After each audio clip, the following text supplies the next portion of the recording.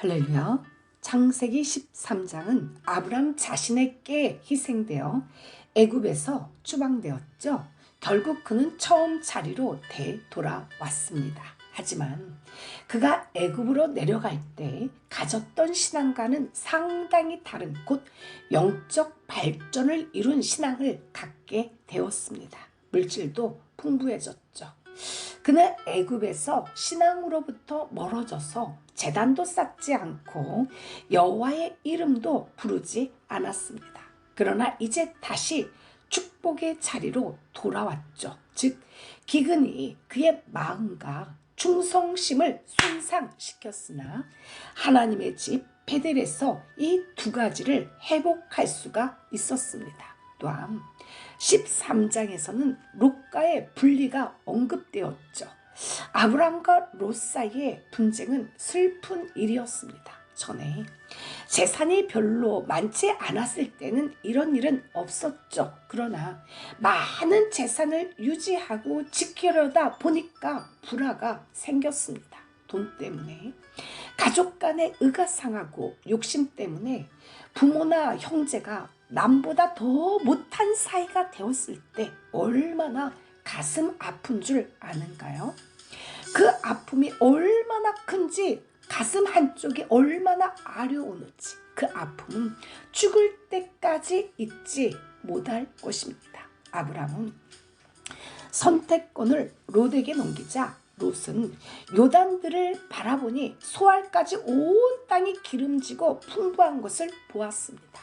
롯이 그 땅을 보니 여호와의 동산 같고 애굽 땅과 같았죠. 얼마나 기름진 땅이었으면 그렇게 표현을 하였을까요? 이 땅의 것에 미련을 둔 사람 롯은 물질의 풍부함 때문에 삼촌 아브라함의 하나님을 향한 경건함을 보지 못하고 오히려 물질의 풍요를 이용하여 제약된 사람들이 모여 사는 것도 개의치 않고 소돔과 고모라 땅으로 나아갔습니다. 그러나 롯이 미처 계산치 못한 것을 볼 수가 있죠. 그것은 바로 아브라함과 헤어지는 것은 아브라함의 하나님과 헤어지는 위험한 사실을 몰랐던 것이죠. 롯의 선택이 가시적이고 이기적으로 될 수밖에 없었던 것은 선택에 앞서 중요한 기도가 빠졌기 때문입니다. 여호와의 이름을 불렀던 아브라함과는 대조적으로 롯은 중대한 결정에 앞에 놓고 하나님의 뜻에 대해 생각해보거나 기도하지 않았습니다. 롯의 생애에 없는 세 가지 단어들이 있죠. 바로 믿음, 기도, 순종입니다. 롯은 떠나가고 홀로 하나님만 의지하고 예배하며 기도를 하고 있나요?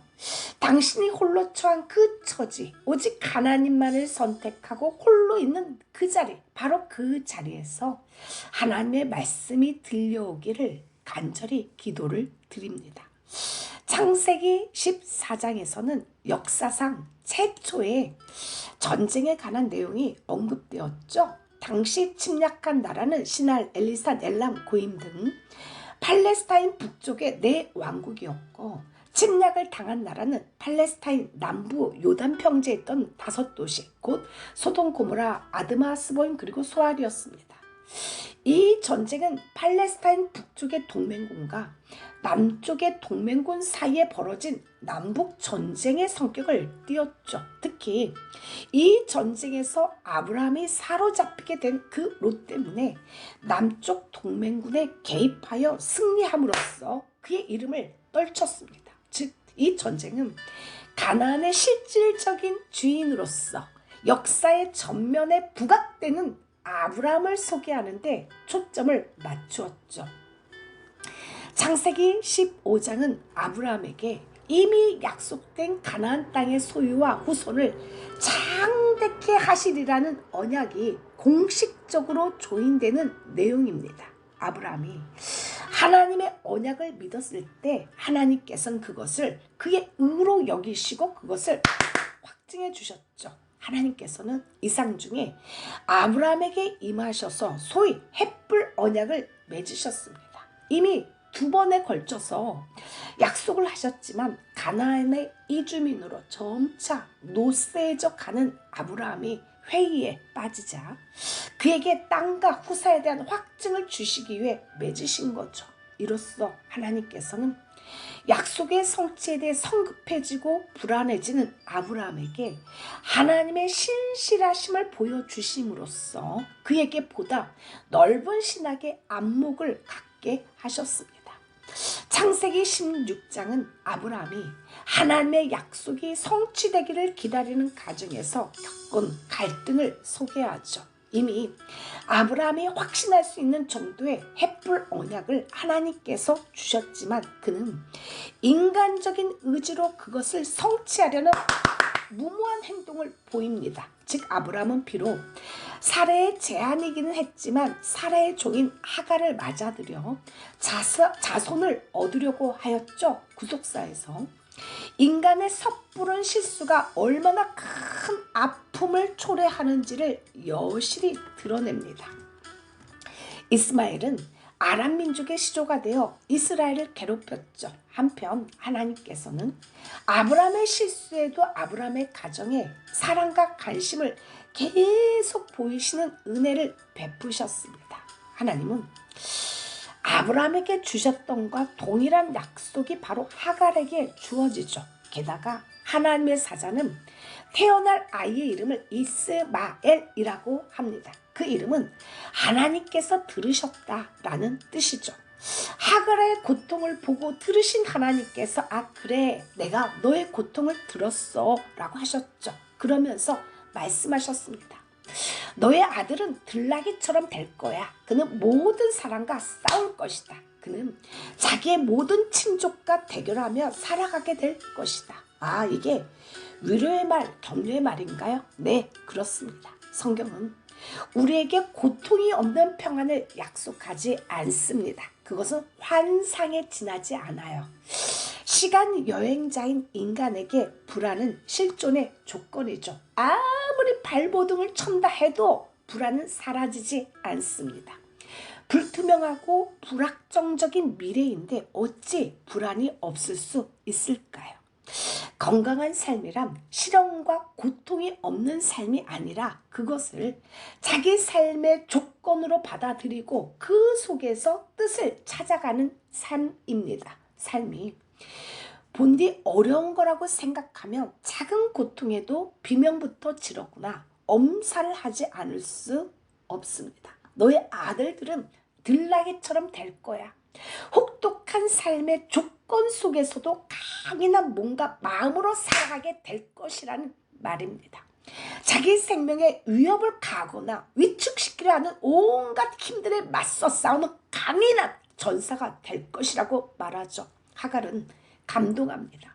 그리고 자기가 만난 하나님을 엘로이 즉 보시는 하나님이라 명명하죠. 이렇게 해서 하갈이 서 있던 그 셈은 부엘라 헤로이 즉 나를 보시는 살아계시는 분의 셈이라고 이름을 짓습니다. 주님 하나님을 선택하였기에 고독하며 어려움을 당하고 있는 그 자리에 예배와 기도가 살아있게 하셔서 하나님의 격려와 위로 용기를 얻게 하옵소서. 그리하여 장래에 멀리 내다보는 눈을 가졌던 아브라함처럼 하나님이 하실 그 일을 진정으로 기뻐할 수 있는 믿음을 주옵소서. 인생에서 죽음과 자살밖에 남아있지 않는 하갈에게 하나님의 손길이 나타나 세상으로 가는 그의 발걸음을 잡으셨던 것처럼 죽음에서 절망에서 영혼의 허덕임에서 소망 없고 해골만 남은 그곳에서 우리를 잡아주시고 살려 주옵소서.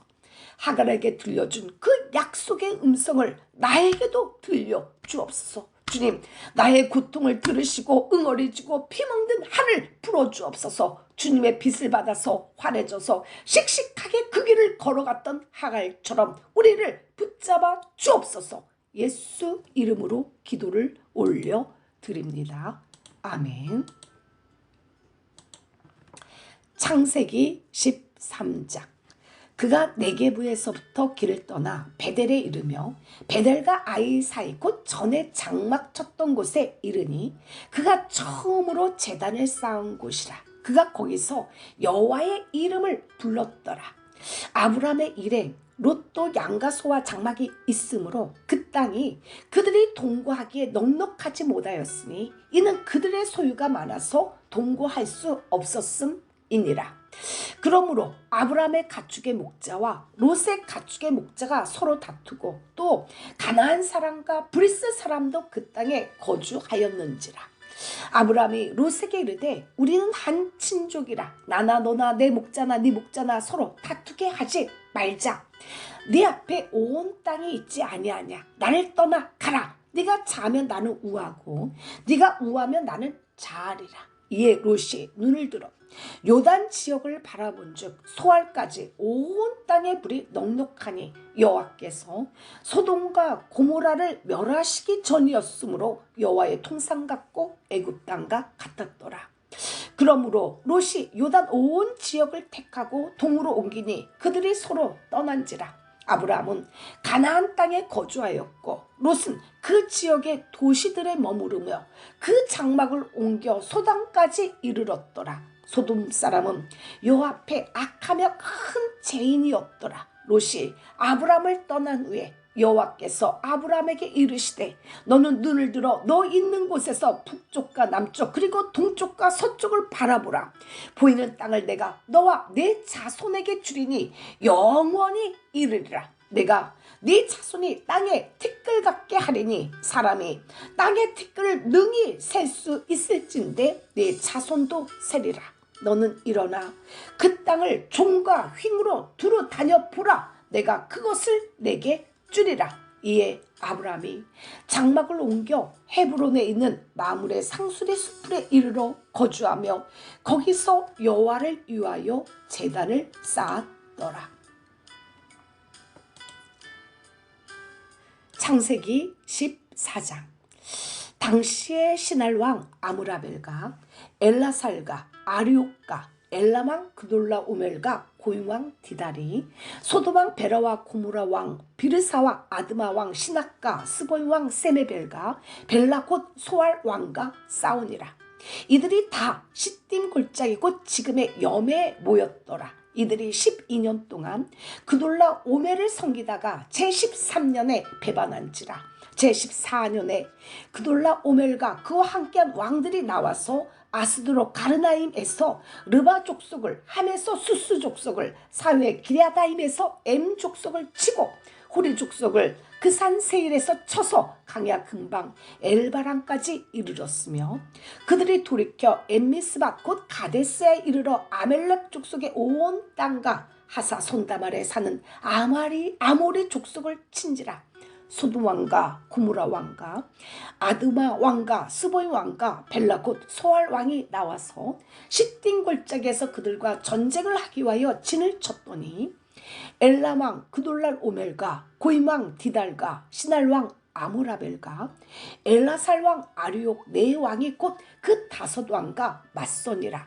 시딤 골짜기에는 역청 구덩이가 많은지라. 소돔 왕과 고모라 왕이 달아날 때 그들이 거기에 빠지고 그 나머지는 산으로 도망하며 네 왕이 소돔과 고모라의 모든 재물과 양식을 빼앗아가고 소돔에 거주하는 아브라함의 조카 롯도 사로잡고 그 재물까지 노략하여 갔더라.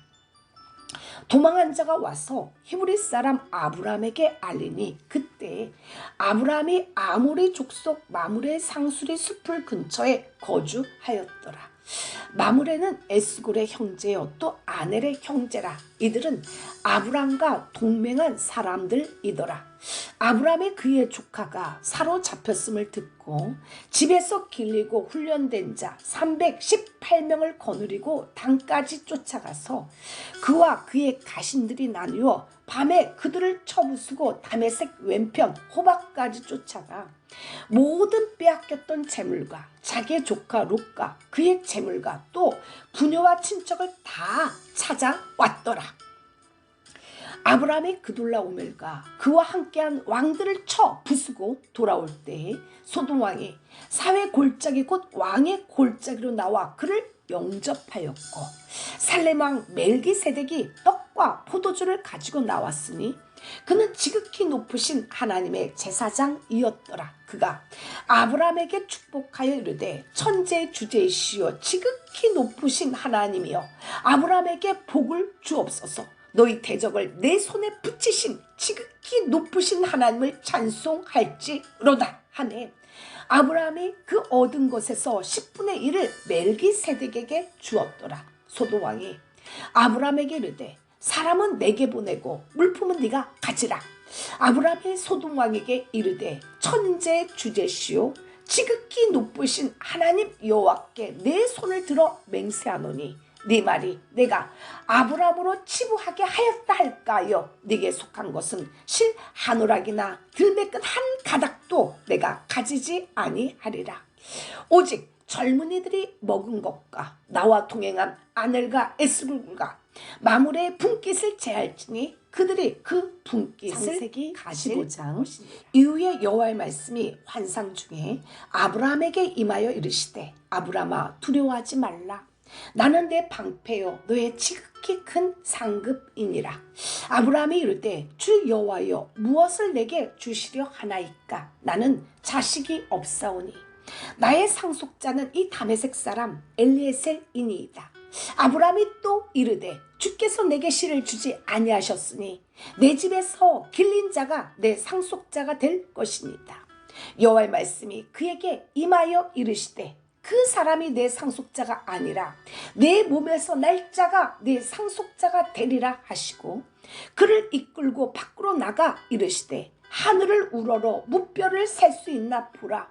또 그에게 이르시되 내 자손이 이와 같으리라.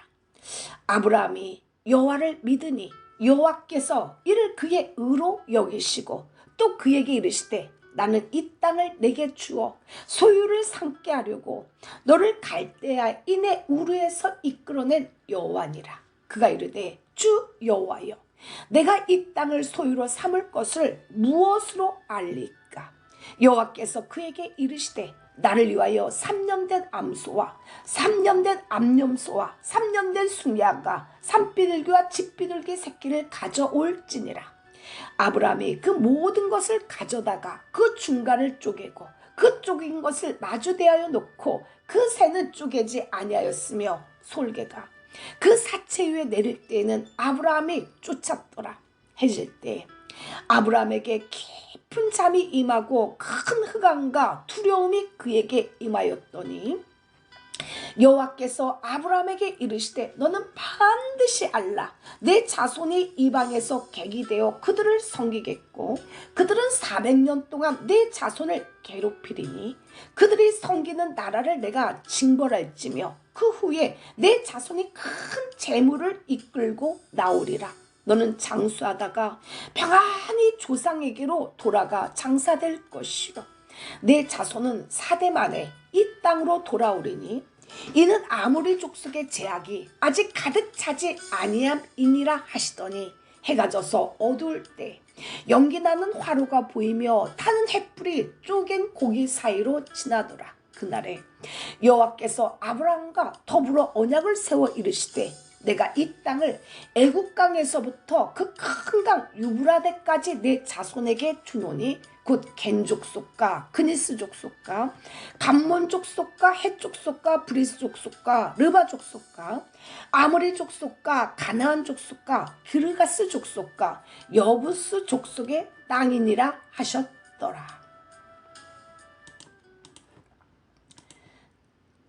창세기 16장. 아브라함의 아내 사레는 출산하지 못하였고 그에게 한 여종이 있으니 애굽 사람이요 이름은 하갈이라. 사레가 아브라함에게 이르되 여호와께서 내 출산을 허락하지 아니하셨으니 원하건대 내 여종에게 들어가라. 내가 혹 그로 말미암아 자녀를 얻을까 하노라 하매 아브라함이 사라의 말을 들으니라.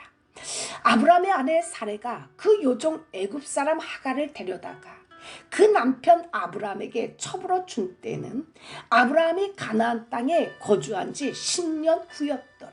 아브라함이 하갈과 동침하였더니 하갈이 임신하매 그가 자기의 임신함을 알고 그의 여주인을 멸시한지라. 사레가 아브라함에게 이르되 내가 받는 모욕은 당신이 받아야 옳도다. 내가 나의 요종을 당신의 품에 두었거늘 그가 자기의 임신함을 알고 나를 멸시하니 당신과 나 사이에 여호와께서 판단하시기를 원하노라. 아브라함이 사라에게 이르되 당신의 요종은 당신의 수중에 있으니 당신의 눈에 좋을 대로 그에게 행하라 하매 사레가 하갈을 학대하였더니 하갈이 사레 앞에서 도망하였더라. 여호와의 사자가 강야의 샘물 곁 곧 술길 샘 곁에서 그를 만나 이르되 사라의 여종 하갈아 네가 어디서 왔으며 어디로 가느냐. 그가 이르되 나는 내 여주인 사레를 피하여 도망하나이다. 여호와의 사자가 또 그에게 이르되 내가 네 씨를 크게 번성하여 그 수가 많아 셀 수 없게 하리라. 여호와의 사자가 또 그에게 이르되 네가 임신하였은즉 아들을 낳으리니 그 이름을 이스마엘이라 하라. 이는 여호와께서 내 고통을 들으셨음이니라. 그가 사람 중에 들나귀 같이 되리니 그의 손이 모든 사람을 치겠고 모든 사람의 손이 그를 칠지며 그가 모든 형제와 대항해서 살리라 하니라.